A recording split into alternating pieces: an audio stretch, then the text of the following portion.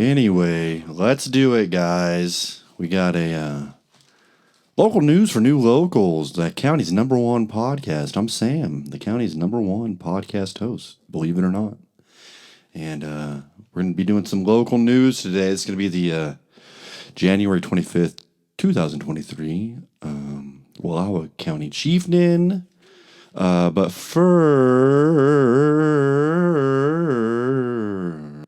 But first, if you're wondering if you should be here, are you a new local that wants to get the #1 news channel in the county to tell you what's going on in the county? Or maybe you're a lost local out there, sad because you haven't been to the county in a while, and you're like, I should check it out. Or you that, who did I see the other day? I forget. Who was out there? I am having trouble thinking of local. To the talented and vibrant bartender who's just trying to have a drink after work and relax. And I happen to be the funniest person she knows. This is for you. But anyway, thanks for coming. We're gonna have a lot of fun this week. But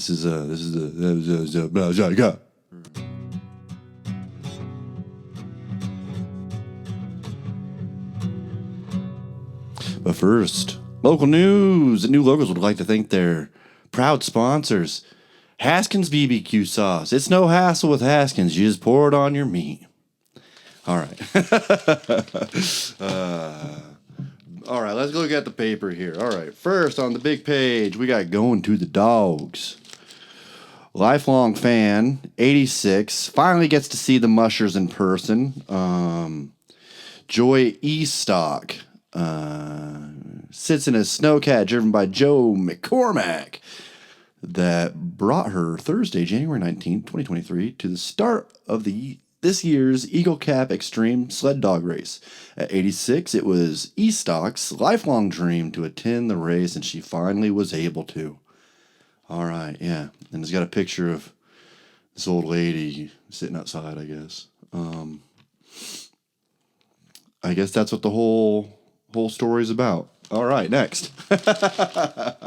Wallowa County Voices. Nurse practitioner enjoying small town life.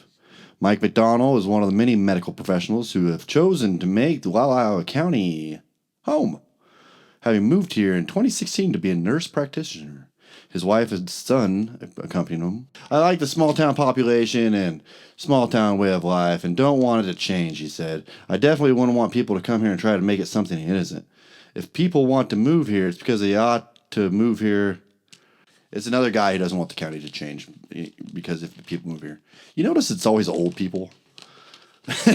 Like, don't change the county.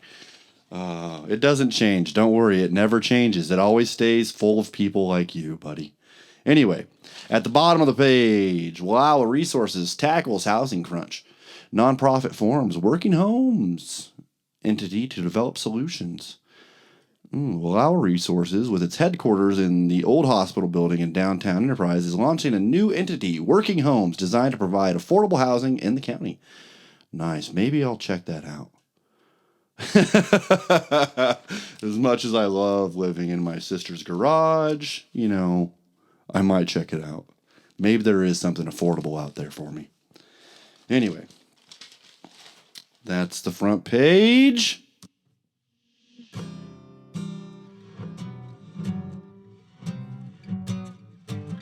First, local news for new locals would like to thank B. Crow B, the soap shop in Enterprise that I'm mixing up with the soap shop in Joseph. I think they have, I don't want to say B. Crow B, and then what's the other one? They look the exact same.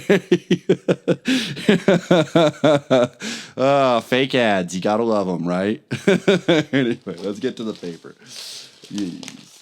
For the record, Wednesday, Randy Alvin Settler, 68, of Stevenson's, Washington, was arrested on local charges of driving while suspended.